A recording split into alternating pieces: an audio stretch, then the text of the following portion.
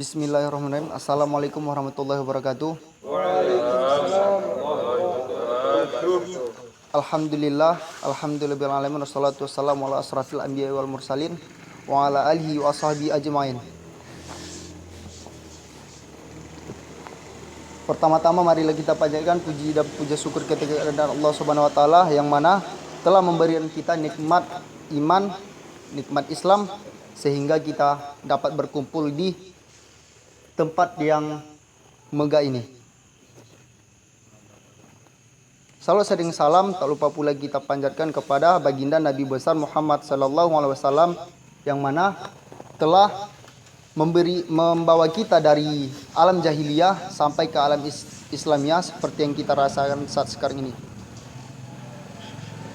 Nah, pada kesempatan kali ini kita akan mengupas sedikit sebab dan tata cara bertayamum yang baik dan benar. Pada minggu lalu kita sudah membahas tentang berwudu. Sebab salah satu syarat sah untuk melaksanakan sholat fardu itu ialah berwudu. Nah, pertanyaannya, jikalau kita sedang dalam keadaan sakit dan dalam keadaan seorang musafir, bagaimana kita melaksanakan salat? Nah, sebelum itu saya akan menjelaskan kepada teman-teman sebab dan tata cara bertayamum tersebut.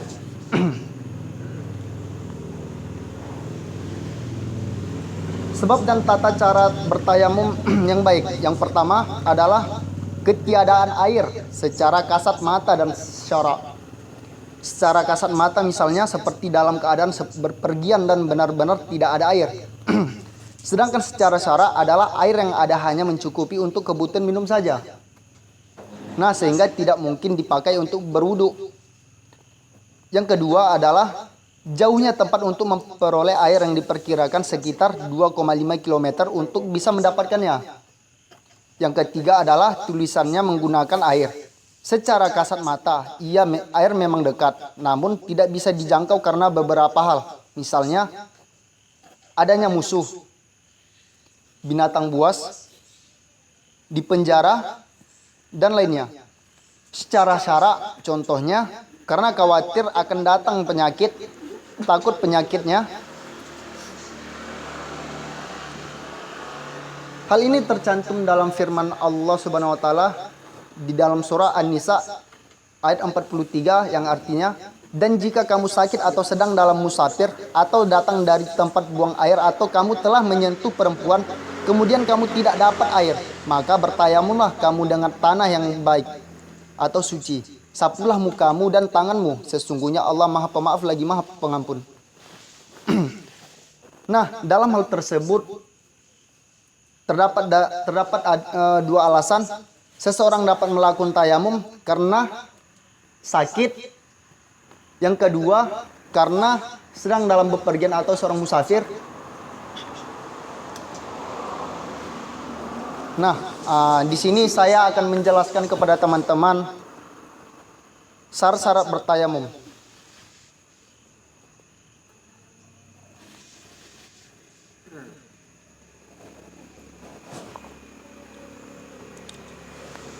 Nah, contoh-contoh yang saya jelaskan tadi ada beberapa hal yang cukup menarik untuk kita maknai bersama. Yang pertama, sedang dalam musafir. Nah, dari hal tersebut bisa kita simpulkan bahwasanya kita diperbolehkan untuk bertayamum dengan menggunakan debu yang suci, bukan pasir ya kawan-kawan. Nah, yang kedua, kita bertayamum ketika kita sedang sakit, terbaring terbujur kaku, seperti kita dalam keadaan sakit berbaring di rumah sakit. Nah, Perbedaan dari tayamum dalam perjalanan atau musafir, seorang musafir dengan tayamum orang sakit, yaitu kalau orang dalam keadaan musafir, saya contohnya ke teman-teman. Nih contohnya, sebelumnya kita dengan niat karena Allah Ta'ala. Sebelumnya kita membaca Bismillahirrahmanirrahim. Sengaja aku berniat untuk bertayamum karena Allah Ta'ala. Sudah itu menurut ulama dari pengurus Syafi'i itu juga sudah benar. Namun ada menurut Maliki sebenarnya niatnya juga sama, tapi pelaksanaannya berbeda. Nah, ini contoh pelaksanaannya teman-teman. Kita membaca bismillah, yang kedua niat, lalu ini kita bayangkan ini debu. Telapak tangan kita tempelkan ke debu, lalu kita angkat, ditepuk gini, dihembus, lalu diusap ke wajah sampai merata hingga tangan dari ujung jari sampai ke sikut, sampai ke ujung jari.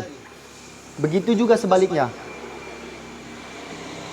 Mungkin teman-teman sudah ada yang paham tentang bertayamum tadi. Itu tayamum tentang seorang musafir. Beda halnya dengan tayamum ketika orang sakit. Jadi pertanyaannya, kalau orang sakit gimana tuh? Jikalau kabel banyak di tangan-tangannya, kabel-kabel yang kayak infus gitu ya kan? Jadi gimana? Mengusap sampai ke sikut. Kita mengambil dari mazhab Maliki saja, teman-teman. Cukup sampai ke pergelangan tangan saja. Pergelangan. Begitu. Bedanya cuma begitu kawan-kawan. Nah, mungkin saya rasa materi tayamum untuk kali ini saya cukup sudah paham lah teman-teman untuk memaknainya. Mungkin ada pertanyaan? Pak, Siap. apakah tayamum itu setelah muka duluan, Pak? Apakah setelah muka kita tepuk lagi? Apakah berlanjut setelah muka langsung tangan ini, Pak? Langsung berlanjut. Oh, berarti sekali ambil Iya, muka langsung. sampai sikut, kiri selesai. Langsung. Jadi sebelumnya saya juga pernah mempelajari tentang tayamum ini di kampus, yaitu Institut Universitas Muhammadiyah Sumatera Utara. Bahwasanya jika bertayamum itu tidak boleh dua kali mengusap, memakai debu ke telapak tangan. Cukup hanya satu kali. Ditempelkan ke debu, lalu ditepuk, dihembus, lalu diusap ke wajah, dari ujung jari ke sikut sampai ke ujung ibu jari.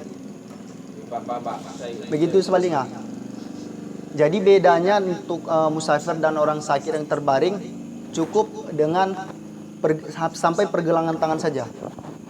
karena udara, Pak ya. Bagian lain, Pak. Karena ada beberapa hal yang tidak bisa diusap seperti itu. Mungkin ada pertanyaan lagi untuk kawan-kawan. Jadi kenapa nggak bisa 2 kali? Jadi begini teman-teman, di dalam ulama pengikut para ulama Imam Syafi'i mengatakan berpendapat bahwasanya itu tidak sah lagi. Ibaratnya debunya tidak suci. Cukup hanya 1 kali. Sebelumnya juga saya pernah mendengar ceramah tentang tayamum yang disampaikan oleh Ustadz Abdul Somad. Memang benar. Nah begitu kawan-kawan. Nah mungkin cukup sekian untuk materi hari ini. Saya harap teman-teman mampu untuk merealisasikannya kepada masyarakat, bukan hanya untuk diri sendiri, untuk apatis lah. Insyaallah taala. Jadi saya akhiri saja. Nun wal qaulami wa masturun. Assalamualaikum warahmatullahi wabarakatuh. Waalaikumsalam.